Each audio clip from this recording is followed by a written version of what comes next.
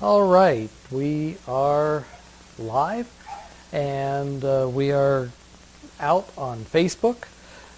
This is we're Skates US and we are the sponsor of the Sharp for Sports virtual this year aerial figure skating challenge. This is like the jump challenge that we've had at the Broadmoor Open for several years. And we've got Tom Zakryzachek and Corey Aid with us, and I want to bring them in here so that we can talk to them, and we'll get an idea of what's going on. First of all, I want to ask Tom, you're the creator of this event. Tell us how the Aerial Challenge differs this year and how all the skaters are able to participate in this new virtual format. Well, thanks, Dave. And first of all, I want to thank you for your sponsorship of this event, not only this year, but also in the previous years. Edea from Skates US has been the title sponsor, and we so appreciate that. And when I say we, I mean everyone in the skating community. For those of you who don't know, the Aerial Figure Skating Challenge has been around for about 6 years. It's usually hosted at the Broadmoor Open during the summer, and it's reserved for only the elite athletes in our country who are on certain teams or part of certain groups. And it's always been a high-level event. However, during the pandemic, it seemed really, really logical to try to bring this event to everyone from a virtual standpoint, because we know a lot of skaters around the country are either not on the ice every day, so they may be dry land training still, or their ice time is limited.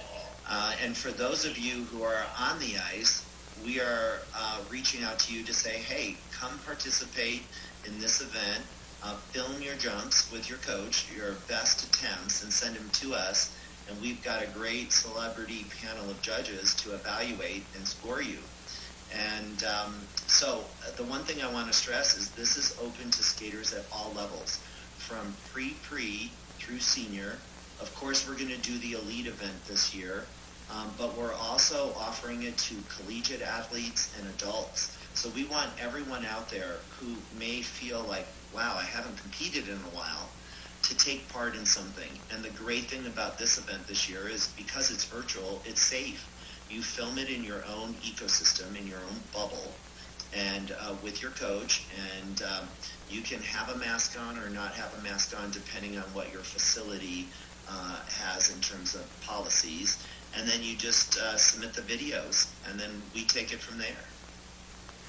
We're also doing it both on ice and off ice this year, so that's something very new too. Yes, and Corey and I talked about this when Sharp for Sports agreed to come on as the administrator of this event, and that means what they're doing is they're taking all the registrations through their platform and all the video submissions, and they're putting them in a place where they can be judged. When Corey and I talked about it, we knew that during the stay-at-home orders, so many skaters were doing dry land training, and we knew the benefits of it. And we also knew that, skaters definitely like to work on their jumps off ice.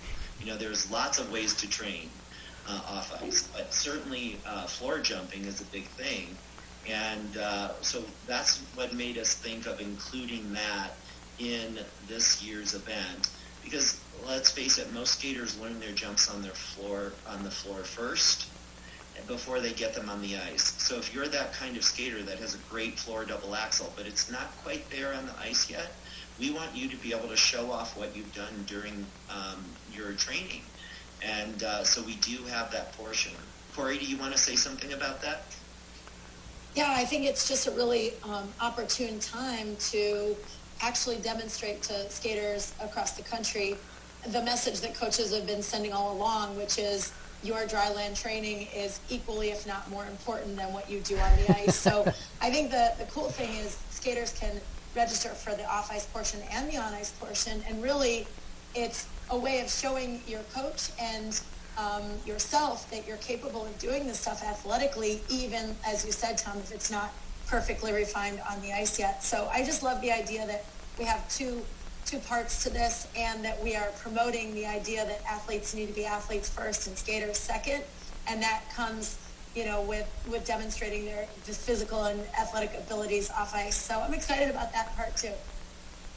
And I might as well add here, Dave, that for the young skaters who may look at the jumps that are listed for their category and say, I don't know if I can do that so well yet. Under rotations are not penalized in this event. They don't receive bonuses like when they compete in a U.S. figure skating event, but they're not penalized. We don't have technical panels saying, oh, that was a quarter or that was at the cue. Certainly if a jump is obviously under-rotated, the judges who are judging it will take that into consideration in their GOE, but we want you to try some things in the comfort of your rink. Maybe they're not perfect yet, but give us your best attempts and know that you'll get a good chunk of credit for that. So we don't want those jumps, if they seem intimidating to you, to make you go, I don't think I'll do this. So whether they're good on the floor or almost there on the ice, we want you to participate. And just so you know, skaters can sign up for more than one level. So if you look at the jumps and you're a juvenile and you have a good double Lutz, double loop and a decent double axel, but you also can do a triple, you can sign up for intermediate level too. So you're allowed to sign up for as many events as you want, and you're allowed to compete up 2 levels from your tested level. But you can't compete down a level. So obviously if you've tested at a certain level, we don't want you dropping back to where the jumps are easier.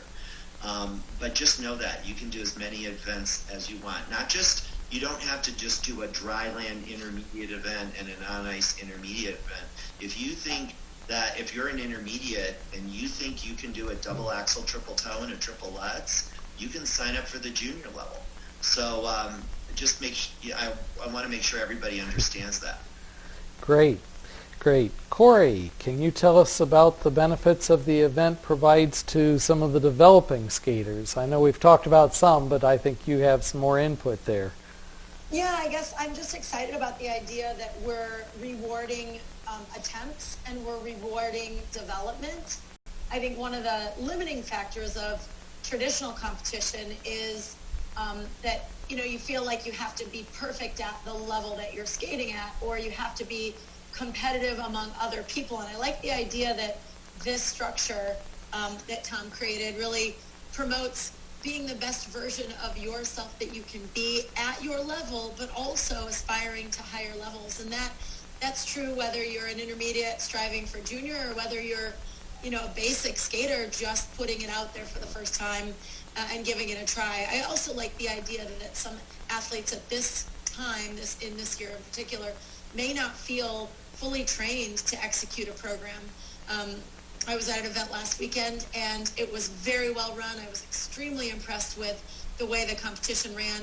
But I also got the sense that most skaters felt completely unprepared to compete at this time. And I like the idea that this is a little bit more like a compulsory event, where the things that the skaters, at least in my rank and in my experience right now, and the shared experience of some coaches I've talked to, what we're realizing is everybody came back from their lockdown and panicked that they lost training time. And immediately, of course, skaters want to acquire the elements that they hope to be acquiring all summer. And so the focus has been pretty heavy on jumps. So a lot of skaters have acquired new jumps that may not be ready to put into a competitive program yet, but certainly with this format, they can really demonstrate the work that they've done to get back to speed and feel like they can be competitive for next season. So I love that idea. I love the idea of giving developmental level skaters another opportunity to compete right now. That's great. Yeah, and Dave, can I add to that? Because sure. The beauty of it being virtual and you submitting a video is that you and your coach can work together till you get the jumps right to submit, right? So you don't have to submit, you don't have that one shot. Like Corey said, when you go to compete and you're in your program, you might not do it even though you know you can do it. this event allows you to film your best stuff and send it to us. So you get that feeling of, yeah, this is my personal best. Now, what do the judges think of it? So you'll be able to get some feedback. And Dave, developmentally, the championship qualifying series that U.S. Figure Skating is offering is for Juve and above. So we really want to reach out to pre-Juve, Right. and pre skaters, those developmental levels, and say, hey, if you've competed in your area and there may have been a limited opportunity for you and you don't have anything else to look forward to in the season, check out this event because you can still compete, right? I've got a video that I can play. Flavio's put together a compilation video of several different jumps, and I'll go ahead and run that. Okay. But you folks aren't going to get to see it, unfortunately, right now. And the Facebook Live is on a little bit of a delay. But what they're seeing on the screen now is a little girl that's in the blue outfit. And Is she doing her axle? Absolutely. And now Yeah, she's and doing an axle loop. right, and then she just did the axle by itself. Yeah. And now we're seeing another. That's exactly what we're asking the pre-preliminary skaters to do. When I really went through this with Heather Asseltine, who's the administrator on the event, and we try to pick jumps for each level that were appropriate based on what we knew you'd kind of do in competition, and then certainly jumps that are appropriate across developmental lines, right? And certainly at that pre level, the axle and the axle combo is the big thing there. Right. Now we're also, what I'm doing, there was a shot here of somebody taking the videos. And Great. now we've got a girl doing the backflip and some off ice there. So it's all put Yeah, together there. And for those of you who don't know the event, the very first year we had it, Ricky Dornbush, who was a high-level competitor at the time, and by the way, I can announce that he has just been added on as a celebrity judge for our backflippers. So if you do a backflip dry land, or if you do it on the ice or bull, enter the backflip competition, and he'll be one of the judges that scores you. The backflip competition has always been part of this event, but not every year. So we're bringing it back this year. It seems very appropriate. And so some skaters are very acrobatic and can do that off the ice. So send us your videos. Okay. We pretty well finished the video now. We're back to us live. And I've got a question for Corey here again. Can you explain the importance of the team points and the home clubs and universities and rink facilities, and how that can come together and build for the whole team? Certainly. Well, in a typically independent sport or solo sport, we're individual competitors.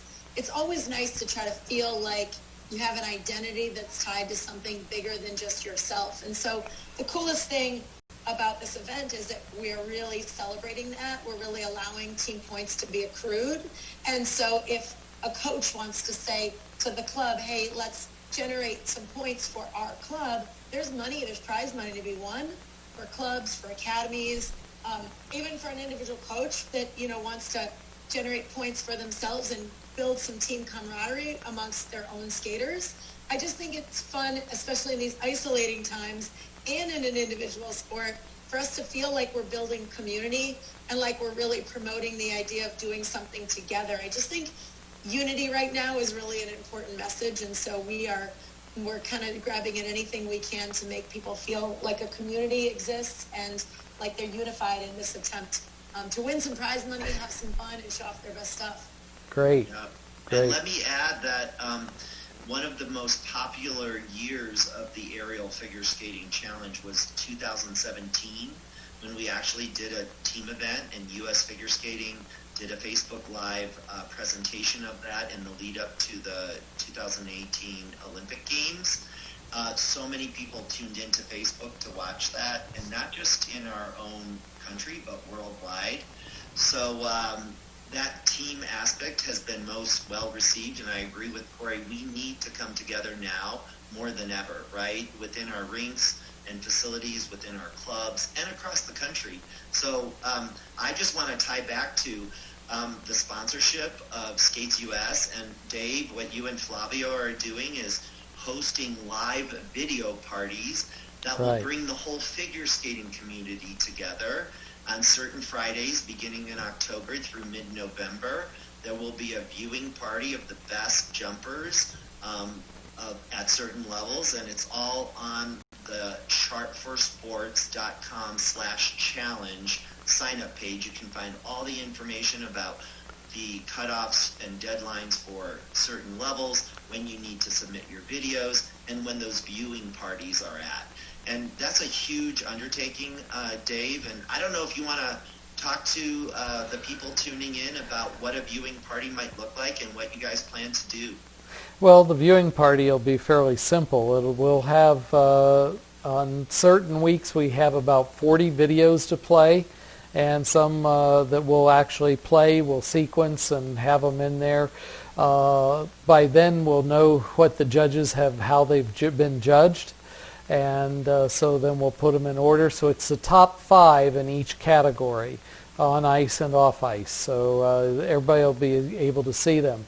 After the event is completely over, probably a couple days or a week after the event is completely over, we will post all of the videos on skatesus.com. And so then you can go, and even if you weren't in the top 5, your videos will be there, and you can show your friends all the videos. Can you talk just a little, Tom, about the celebrity judges? You kind of brought in a little bit of it. Can you elaborate just a little bit? Yeah, and a big part of this event from the get-go was to have U.S. figure skating officials alongside celebrity skaters, and this year we have celebrity coaches judging the jumps. That's always been a key aspect of this. So for those of you who may be concerned about, like, how do I get judged and will this be fair? We have Lynn Goldman as the chief referee for every single event. So hopefully you know her. She's a national referee, very prominent in figure skating. She will oversee the judging that will happen online to determine the top 5. And then Todd Bromley, who is the U.S. Figure Skating Judges Chair, is working with Heather to assign actual U.S. figure skating judges with the celebrity judges to each panel. So when the skater gets their certificate that says what they've earned in terms of their GOE and how many points they've earned, they will see who judged them. And that could be someone like Todd Bromley. It could be someone like Tina Lundgren. It could be someone like Gail Tanger or Joe Inman.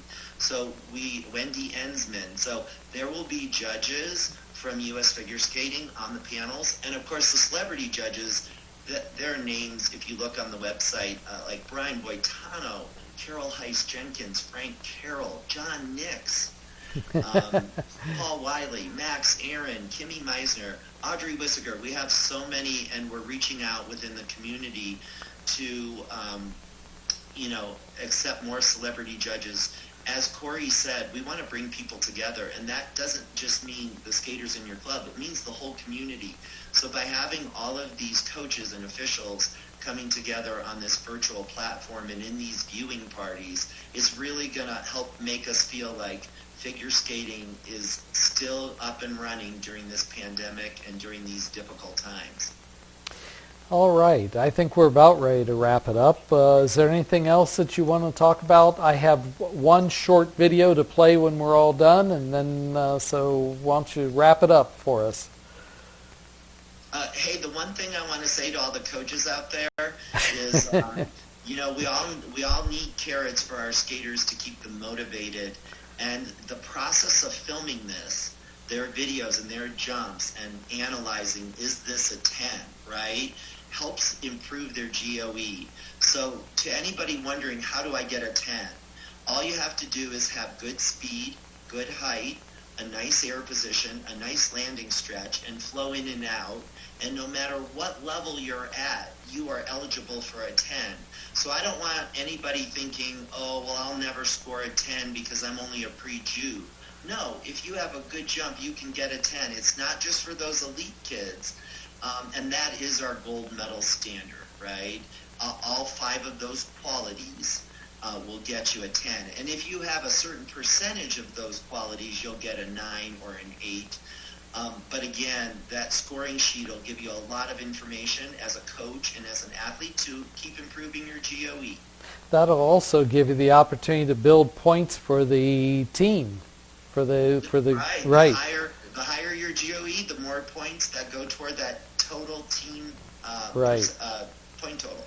And we have such a cool medal this year too. We didn't even talk about the opportunity to order a medal, and I think that's really cool because we are rewarding quality, and so based on the quality of what you do, you will get rewarded with a medal for that quality, which I love the idea of, because kids like something tangible that they can hold on to say, I won this, I worked for this, and this really matters because I put my time and energy into showing my best work. So I like the idea of the medal too. I love that.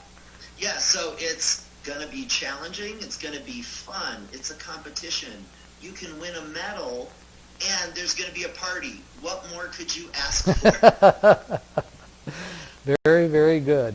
Hey, before we go, Corey, I want to thank you and the Sharp for Sports platform and Heather for doing such a great job administering this. And Dave and Flavio from Edea from Skates US, thank you again for supporting this event.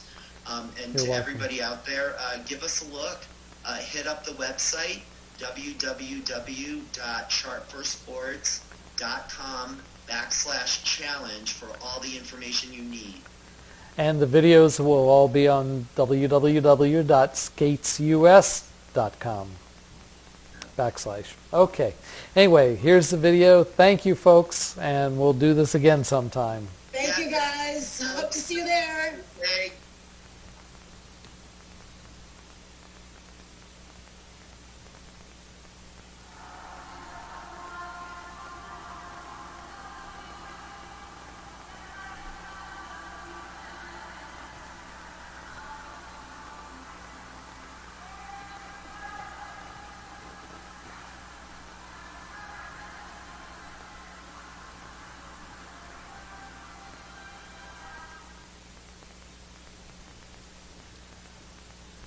Thank you, folks. We'll be back soon. Bye.